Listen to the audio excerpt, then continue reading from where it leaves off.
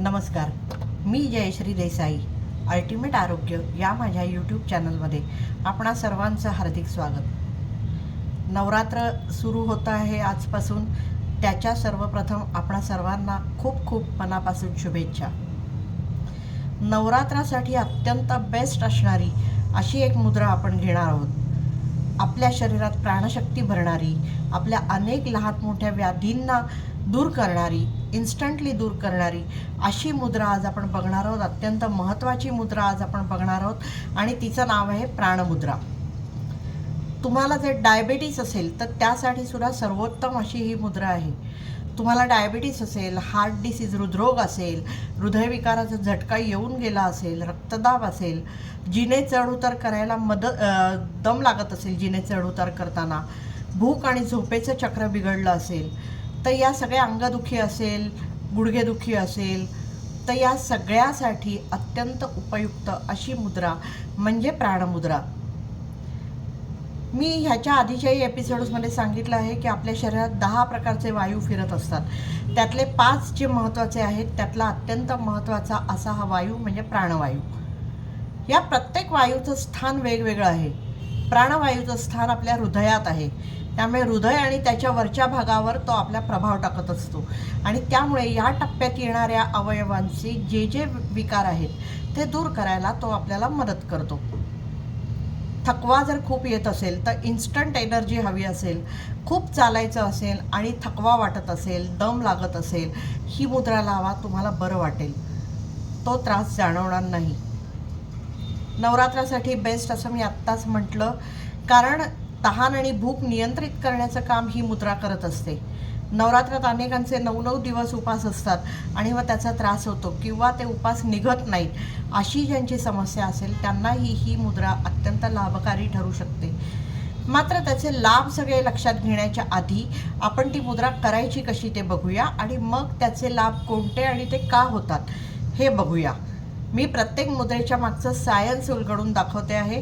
त्यामुळे हे सगळे एपिसोड तुम्ही आवर्जून बघा आणि ते अंमलात आणायचा प्रयत्न करा. त्याचा तुम्हाला फायदा होईल, कारण मुद्रा ह्या अत्यंत प्रभावी मुद्रा आहेत. सोप्या आहेत. काहीच मुद्रा कठीण आहेत, बाकीच्या सगळ्या सोप्या आहेत. आता ही करायची कशी ती बघूया आपण. मी असं सांगितलं होतं, आपल्या 5ही बोटांवर 5, ज्यांनी हे आधीचे एपिसोड बघितले नाही, 5 बोटांवर पंचतत्व विराजमान आहेत. हे जलतत्व आहे, हे पृथ्वी तत्व आहे, हे अग्नितत्व आहे.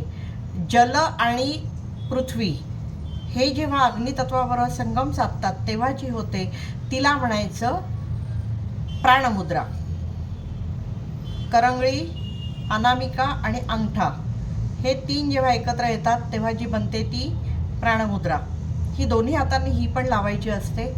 खरं म्हणजे ना, मला नेहमी मजा वाटते. आपण लहानपणी सावलीचे खेळ खेळायचो, सावलीत हाताने आकार पाडून वगैरे असं. त्यात आपण सशासाठी हा आकार करायचो. म्हणजे या सगळ्या मुद्रा आपल्या खेळाचा भाग होत्या. त्या आपण हळूहळू आपल्या कामाच्या धबडग्यात विसरत जातो, पण त्या अत्यंत प्रभावी आहेत. दोन्ही हातांनी ही मुद्रा अशी लावायची असते. करंगळी, अनामिका, अंगठा ही 2 बोटं सरळ. या मुद्रेचे फायदे काय आहेत आणि काय काय आहेत ते बघूया. मी असं म्हटलं की तुम्हाला डायबिटीससाठी ही अत्यंत उत्तम मुद्रा आहे, कारण आपल्या ह्याच्यातला रक्तप्रवाह नीट सुरळीत झाल्याने इथे थायरॉईड आहे. हृदयाच्या वरच्या ह्याच्यामध्ये म्हणजे इथे थायरॉईड आहे. थायरॉईडचं मेटाबॉलिझमचं कार्य आहे बॉडीच्या. ते जर शरीराचं मेटाबॉलिझम सुधारला तर अनेक व्याधी तशाही दूर व्हायला आपल्याला मदत होते. डायबिटीस जो स्ट्रेसमुळे येणारा डायबिटीस आहे, लाईफस्टाईल डिसीज म्हणून येणारा टाईप 2चा डायबिटीस आहे. तर हे एकदा बॉडीचं चक्र हे झालं, चयापचयाचं चक्र आपलं सुधारलं की आपल्याला नॅचरली आपलं मन शांत होतं आणि त्याचा प्रभाव पडून आपल्याला डायबिटीस सकट सगळी जी अशी स्ट्रेसमुळे होणारी दुखणी आहे ती दूर व्हायला मदत होते. कशी करायची हे मी तुम्हाला सांगितलं. कधी करायची तर सकाळ संध्याकाळ 2 वेळेला तरी करावीच करावी. किमान 10-10 मिनटं तरी करावी. जर ती तुम्हाला कोणत्या तरी पद्मासनात, वज्रासनात, सुखासनात बसून करता आली, दीर्घ श्वसन करत प्राणायाम केल्यानंतर करता आली तर उत्तम आहे. तशी जर करता आली नाही तर करण्यापूर्वी किमान दीर्घ श्वसन करा, 2-4 दीर्घ श्वास घ्या आणि सोडा. मन जरा शांत होईल आणि मग ही मुद्रा करा, तर त्याचा प्रभाव तुम्हाला जास्त जाणवेल आणि लवकर जाणवेल. हृदय विकार ज्यांना झाला असेल, मी त्याला म्हटलं मगाशी की प्राणवायूचं स्थान आपल्या हृदय आहे, त्यामुळे हृदयात स्थित असलेला जो वायू आहे तो हृदयावर तर प्रभाव टाकेलच.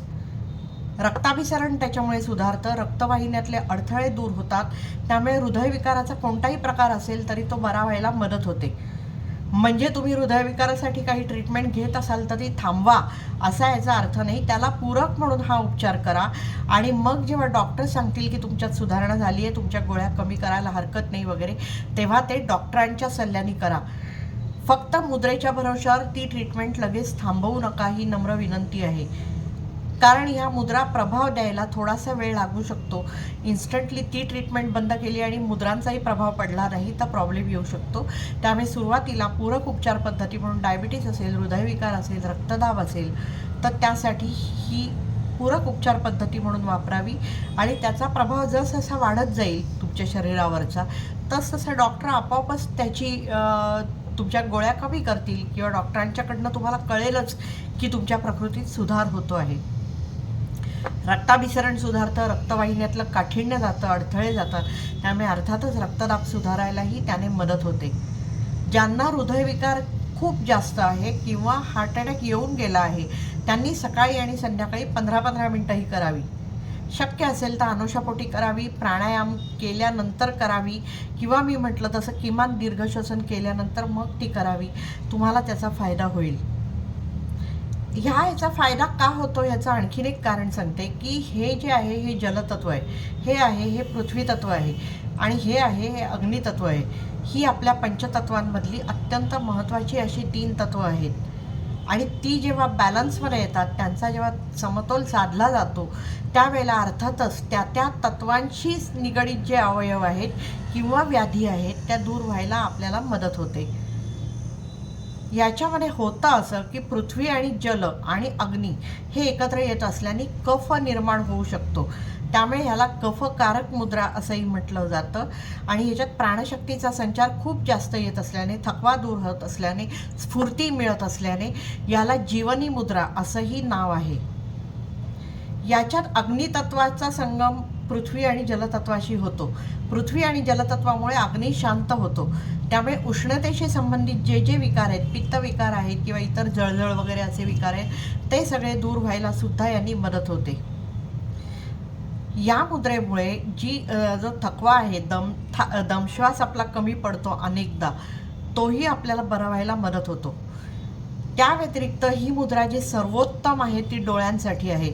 कारण प्राणवायूचं जे प्राबल्य स्थान जरी त्याचं हृदय असलं तरी त्याचं प्राबल्याचे जे अवयव आहे तो डोळे हा आहे. त्यामुळे ही मुद्रा जर नियमित केली तर डोळ्यांचे सगळे म्हणजे हल्ली आपण कॉम्प्युटर मोबाईलवर खूप असतो तर त्याच्यामुळे डोळ्यांमध्ये ड्रायनेस येणं, पाणी येणं, लाल होणं असे अनेक विकार आपल्याला त्रास देत असतात. नंबर येतो, नंबर वाढतो, ह्या सगळ्या समस्या ह्या प्राणमुद्रेने दूर होऊ शकतात. अनेकांचा तर नियमितपणे केल्यामुळे नंबरसुद्धा गेलेला आहे. मला काहींनी विचारलं होतं की डोळ्यांसाठी नंबर कमी करण्यासाठी काही उपाय आहे का, तर त्यांनी हा उपाय अवश्य करावा. त्यांनी त्यांचा नंबर जायला सुद्धा मदत होईल जर त्यांनी ते नियमितपणे केलं तर. कोणतीही मुद्रा खरं तर नियमितपणे केली तरच त्याचे लाभ मिळणार आहे. पी हळद आणि हो गोरी असं योगामध्ये काहीच नसतं. त्याच्यामुळे आपण ती नियमितपणे करा, आपल्याला त्याचा फायदा होईल. कानाचा मी म्हटलं तसं की वरचा सगळा भाग, हृदयाच्या वरचा, इथे आपली पंचेंद्रिय येतात. त्यामुळे कानाची ऐकण्याची शक्ती जरी आपल्याला कायम राहायला हवी असेल तरीही ही मुद्रा करणं आपल्याला गरजेचं आहे. शरीराचा मेटाबॉलिझम सुधारतो. मी म्हटलं थायरॉईड ग्लँड इथे आहे, त्यामुळे थायरॉईडचं दुखणं बरं व्हायला आणि भूक आणि तहान नियंत्रित व्हायला मदत होते. आपल्याला अनेकदा खोटी भूक लागत असते, म्हणजे चरायचं म्हणून आपण चरतो किंवा थकवा आल्यामुळे तो घालवण्याच्या याने आपण चरतो. ते काहीच करायची गरज नाही. त्याच्यामुळे वेट लॉस व्हायलाही आपोआपच मदत होईल, कारण विनाकारण आपण काहीतरी तोंडात टाकतच राहणार नाही.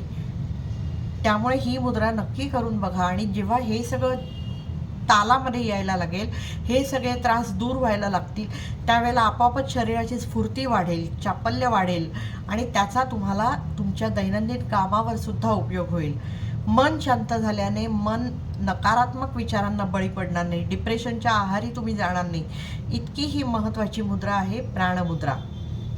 मात्र ही मुद्रा आपल्या मूलाधारावर आणि स्वाधिष्ठान चक्रावर प्रभाव टाकते. मूलाधार चक्र मी म्हटलं तसं आपल्या योनी आणि गुदद्वाराच्या मधल्या शिवणीमध्ये आहे आणि त्याच्या थोडं वर स्वाधिष्ठान चक्र आहे. ही दोन्ही चक्र जेव्हा उद्दीपित होतात त्यावेळेला उष्णता जनरेट होते आणि त्यामुळे गर्भवती स्त्रियांनी ही मुद्रा एकतर करू नये किंवा केली तर अगदी 1-2 मिनिटासाठी करावी की ज्याचा त्यांना त्रास होणार नाही. बाकी सगळ्यांनी अगदी आबालवृद्ध कोणत्याही वयात कोणत्याही व्याधीच्या पॅरालिसिस जरी झाला असेल तरी पूरक उपचार पद्धती म्हणून जर ही मुद्रा वापरली तर लवकर फायदा होतो असं लक्षात आलेलं आहे. त्याच्यामुळे ही मुद्रा आपण सर्वांनी आवर्जून करा, सकाळ संध्याकाळ करा. मला माहिती आहे अनेक जण ही मुद्रा रेग्युलर करतात, त्यांनी त्यांचे अनुभव जर कॉमेंट बॉक्समध्ये शेअर केले तर इतरांनाही त्याचा फायदा होऊ शकेल. त्यामुळे त्यांनी ते करावं अशी मी त्यांना विनंती करते. हे चॅनल आपण अजून जर सबस्क्राईब केलं नसेल तर ते करावं अशी विनंती करते आणि तूर्त इथेच थांबते. धन्यवाद.